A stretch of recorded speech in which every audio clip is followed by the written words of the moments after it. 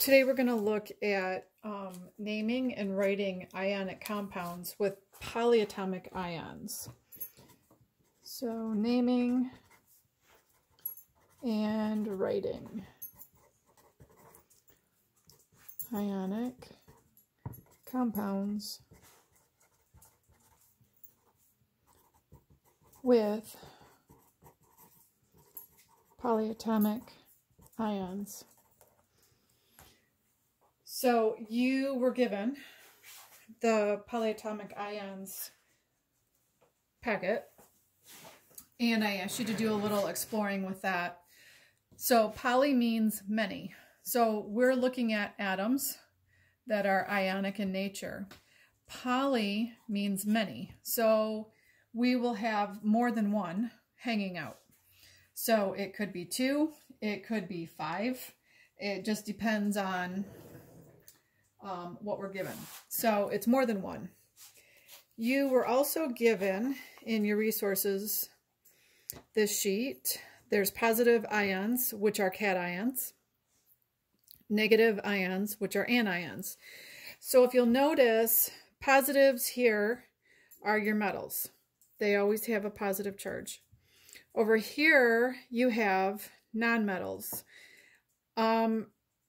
Here you have the group 16 elements, group 17 elements. Down here are polyatomic ions.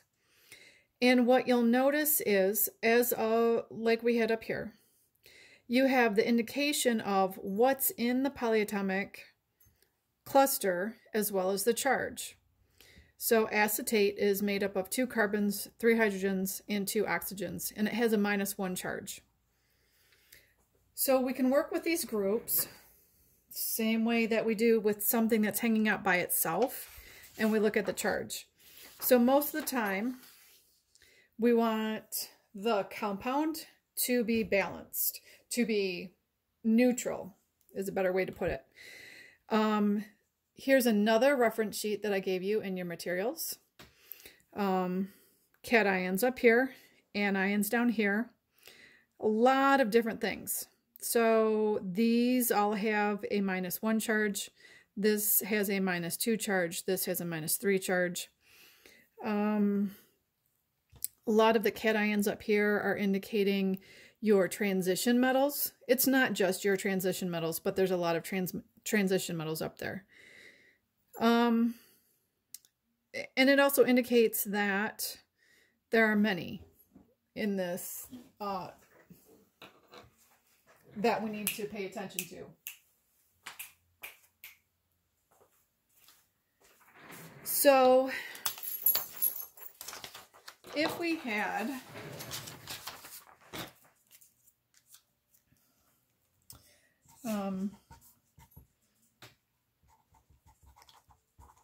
lithium oxide, hopefully we're getting familiar with the periodic table. Lithium is on the left side of the periodic table. It is a metal. And one of the things that you were asked to kind of pay attention to with naming is that you put the metal first. So lithium is on the left side of the periodic table. Oxygen is on the right-hand side. It is a nonmetal. So our symbol for lithium is Li. Oxide is oxygen. When it's in a compound, we put the IDE ending. Oxygen is O. Lithium has a +1 charge. So there's a particle of lithium. Oxygen has a -2 charge. So there's a particle of oxygen. In order for this to be neutral, we need to have the same number of positive charges as we have negative charges. There's -2, there's +1. So we need another lithium in order for this to be a neutral compound.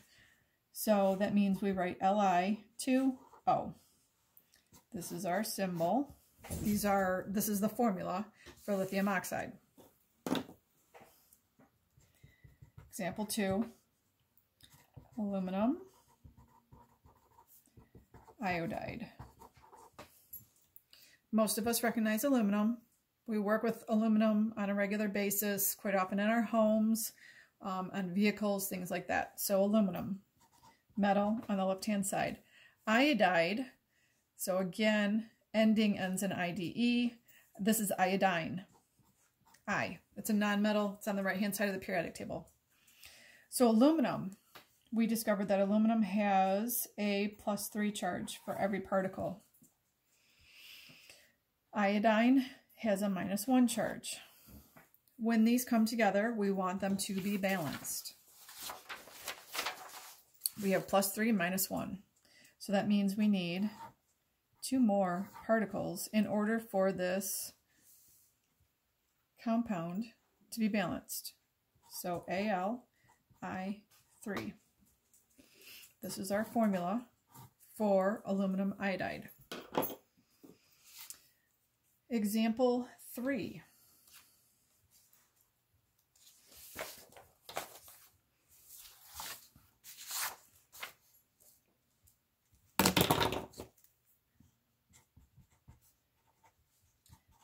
Beryllium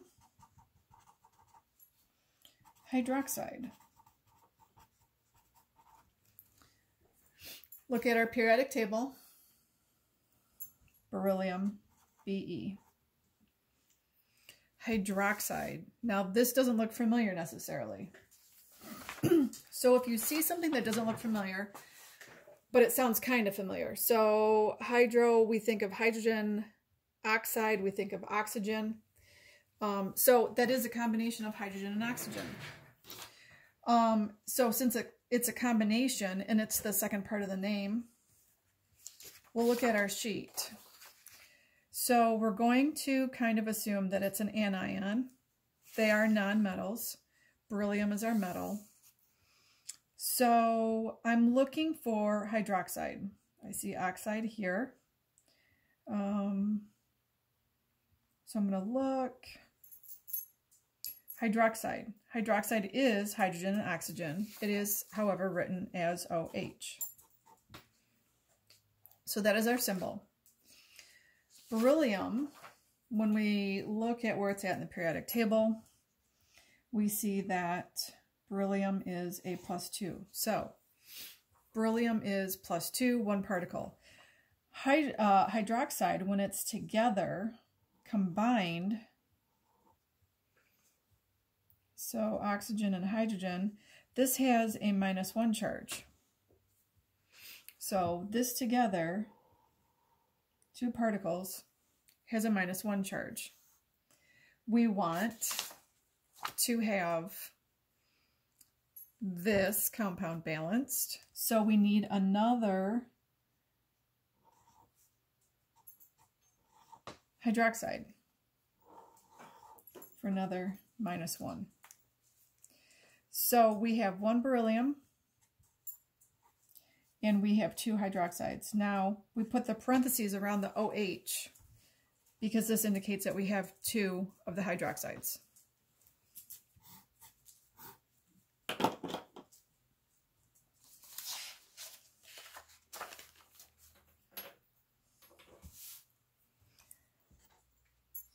Example 4.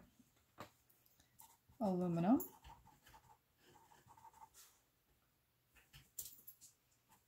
Cyanide. So aluminum, we know aluminum's a metal.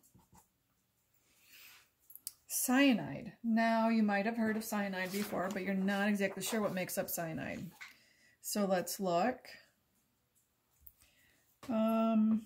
See if we can find it. Cyanide right here is made up of carbon and nitrogen.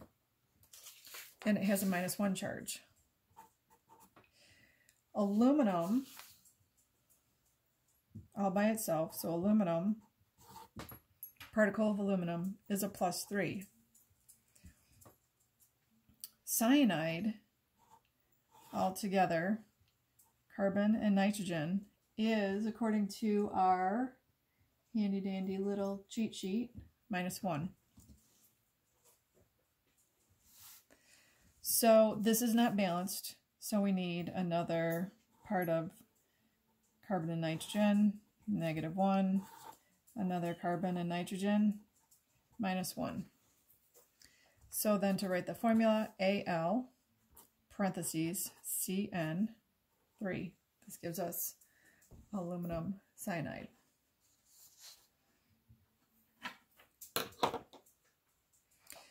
Now, what if you are given the formula?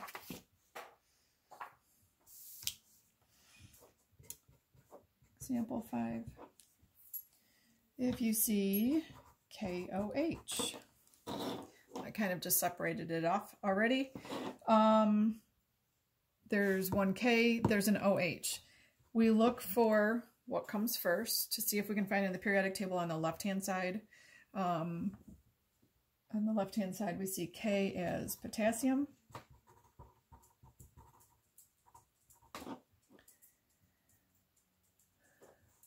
And the OH we looked at before, this hangs out together, and this is hydroxide.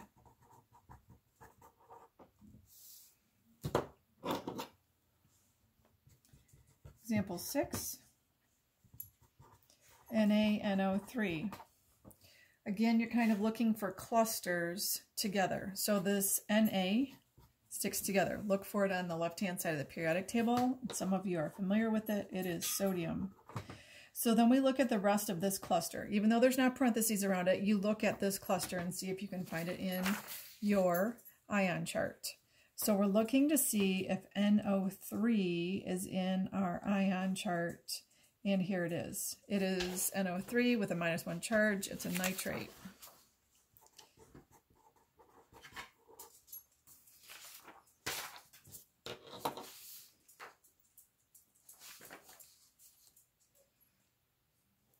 What if we see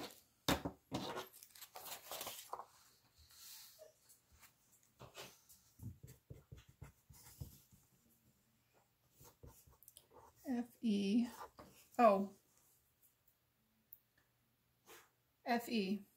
So this should be the metal. Look in your periodic chart, and this is iron. Iron is a transition metal. So we need to know when we're naming it, what transition metal it is, which charge it has. The O we know is oxide. The other thing that we know about oxygen is it has a -2 charge. So that means in order for this to be balanced, if there's one of each, this has to have a +2 charge. So we would call this iron 2 oxide.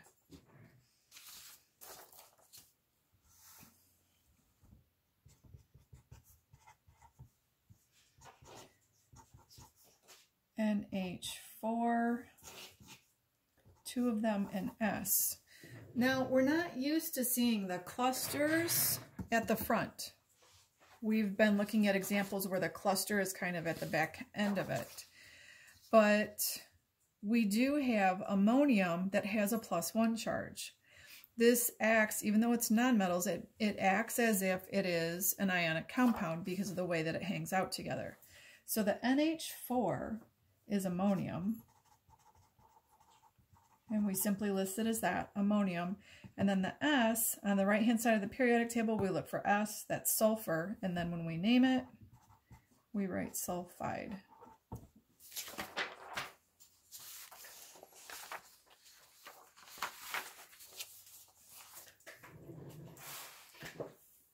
So hopefully this has given you a few examples of what to look for when you are naming and writing ionic compounds.